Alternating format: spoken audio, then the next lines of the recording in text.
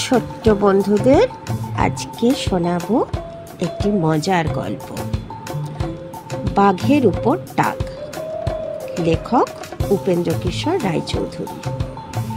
এক জোলা ছিল, তার একটি বড় আদুরে ছেলে ছিল। সে যখন যা চাইতো সেটি না নিয়ে কিছুতেই ছাড়ত না। একদিন এক বড় মানুষের ছেলে জোলার বাড়ির সামনে দিয়ে ঘোড়ায় চড়ে যাচ্ছিল। তাকে দেখে জোলার ছেলে তার বাপকে ডেকে বললে, বাবা, আমার কেন ঘোড়া নেই? আমাকে ঘোড়া এনে দাও। জোলা বললে, আমি গরিব মানুষ, ঘোড়া কি করে আনবো? ঘোড়া কিনতে ঢের টাকা লাগে। ছেলে বললে, তা হবে না, আমাকে ঘোড়া এনে দিতেই হবে। বলে সেই ছেলে আগে নেচে নেচে কাঁদলো, তারপর গড়াগড়ি দিয়ে কাঁদলো, তারপর উঠে তার বাপের হুঁকো কোলকে ভেঙে ফেলল।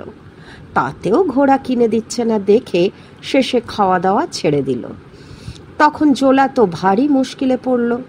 ছেলে কিছুতেই খাচ্ছে না দেখে সে ভাবল, এখন তো আর ঘোড়া কিনে না দিলেই হচ্ছে না, দেখি ঘরে কিছু টাকা আছে কিনা।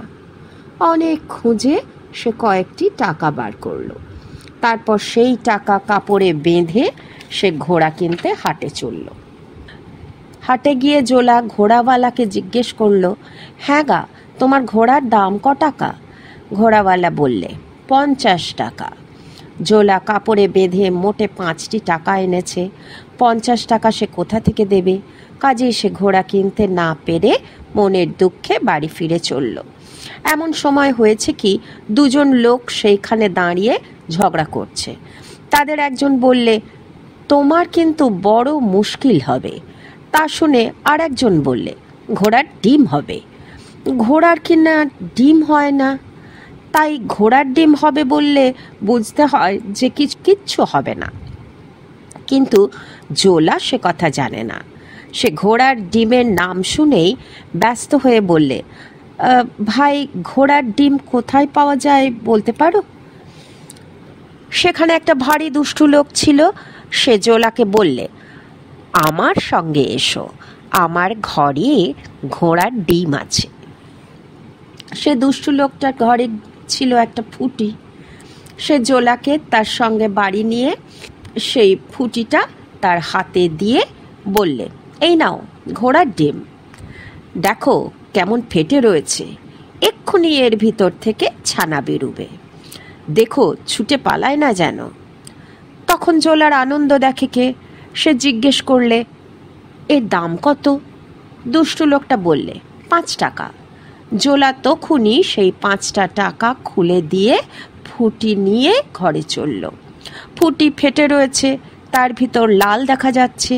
জোলা ভাবলে, ওই রে, ছানা যদি বেরিয়ে পালাতে চায় তক্ষুনি খপ করে ধরে ফেলবো, তারপর গলায় চাদর বেঁধে তাকে বাড়ি নিয়ে যাব, যদি লাফায় তবুও ছাড়ব না। এমনি নানা কথা ভাবতে ভাবতে জোলা একটা নদীর ধারে এসে উপস্থিত হলো। আর ঠিক তখনই তার ভয়ানক জল তেষ্টা পেল। জোলা ডাঙার উপর ফুটিটা রেখে জল খেতে গিয়েছে। তার মধ্যে যে কোথা থেকে এক শিয়াল সেখানে এসেছে তা সে দেখতেই পায়নি। তার জল খাওয়া হতে হতে শিয়ালও ফুটিটা প্রায় শেষ করে এনেছে।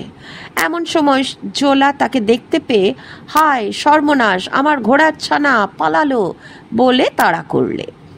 শিয়ালকে ছুটে ধরা কি জোলার কাজ? শিয়াল তাকে মাঠের উপর দিয়ে বনের ভিতর দিয়ে কোথায় নিয়ে গেল তার ঠিকানা নেই।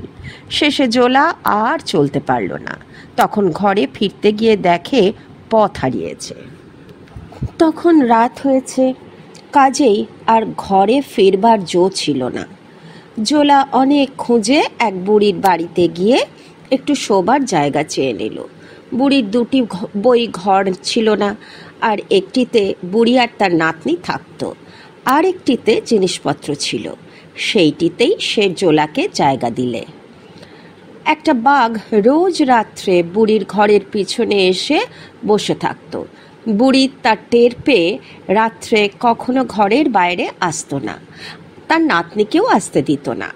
কিন্তু নাতনিটি জোলার কাছে তার ঘোড়ার ডিমের কথা একটু শুনতে পেয়েছিল, তার কথা ভালো করে শুনবার জন্যে সে আবার তার কাছে যেতে চাইল। তখন বুড়ি তাকে বললে, না না, যাস নে, বাঘেটাকে ধরে নেবে।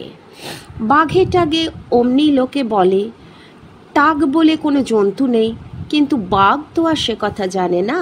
সে ঘরের পিছনে বসে টাগের কথা শুনে ভারী ভাবনায় পড়ে গেছে। সে ঠিক বুঝে নিয়েছে যে টাগ তার নিজের চেয়েও ঢের ভয়ানক একটা জানোয়ার বা রাক্ষস বা ভূত হবে। আর তখন থেকে তার বেজায় ভয় হয়েছে।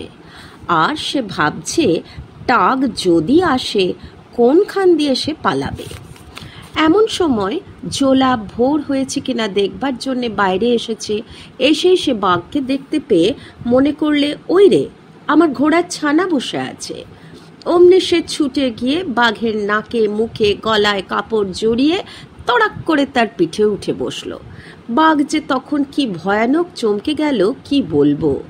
সে ভাবল, হায় হায়, সর্বনাশ হয়েছে, নিশ্চয়ই আমাকে টাগে ধরেছে। এই মনে করে বাঘ প্রাণের ভয়ে ছুটতে লাগলো, কিন্তু চোখে কাপড় বাঁধা, ভালো করে ছুটতেও পারল না। জোলা তো ঘোড়া থেকেই তার পিঠে চড়ে বসে আছে আর ভাবছে এটা তার ঘোড়ার ছানা। সে ঠিক করে রেখেছে যে একটু ফর্সা হলেই পথ চিনতে পারবে, ঘোড়ার ছানাটিকে নিয়ে বাড়ি যাবে। ফর্সা যখন হলো তখন জোলা দেখলে যে কাজ তো হয়েছে। সে ঘোড়া মনে করে বাঘের উপর চড়ে বসেছে। তখন আর সে কি করে, সে ভাবলে যে এবারে আর রক্ষা নেই। বাঘ ছুটেছে আর বলছে, দোহাই টাক দাদা, আমার ঘাট থেকে নামো, আমি তোমায় পুজো করব। জোলা জানে না যে বাঘ তাকেই টাক বলছে। জোলা খালি ভাবছে সে কি করে পালাবে। এমন সময় বাঘ একটা বট গাছের তলা দিয়ে যাচ্ছিল। সেই গাছের ডালগুলি খুব নিচু, হাত বাড়ালেই ধরা যায়। জোলা খপ করে তার একটা ডাল ধরে চুলে গাছে উঠে পড়ল। তখন জোলাও বললে, বড্ড বেঁচে গিয়েছি। আর বাঘও বললে, বড্ড বেঁচে গিয়েছি। কিন্তু খালি গাছে উঠলে কি হবে, তা থেকে নামতে পারলে তো হয়। সে হতভাগা বাঘটা সেখান থেকে ছুটে না পালিয়ে গাছতলায় বসে হাঁপাতে লাগলো আর চেঁচিয়ে চেঁচিয়ে অন্য বাঘদের ডাকতে লাগলো। ডাক শুনে 4-5টা বাঘ সেখানে এসে বললে, কি হয়েছে তোমার, তোমার চোখ বাঁধলে কে? বাঘ হাঁপাতে হাঁপাতে বললে, আরে ভাই, আজ আর একটু হলেই গিয়েছিলুম আর কি, আমার টাগে ধরেছিল। অনেক হাত জোর করে পুজো দেব বলতে তবে ছেড়ে দিয়েছে। সেই বেটা আমার চোখ বেঁধে রেখেছে, পুজো না দিলে আবার এসে ধরবে। এই কথা শুনে সব বাঘ মিলে সেই গাছতলায় টাগের পুজো আরম্ভ করলো। বড় বড় মোষ, হরিণ, দলে দলে বাঘ আসতে লাগলো। জোলা আর অত বাঘ কখনো দেখেনি।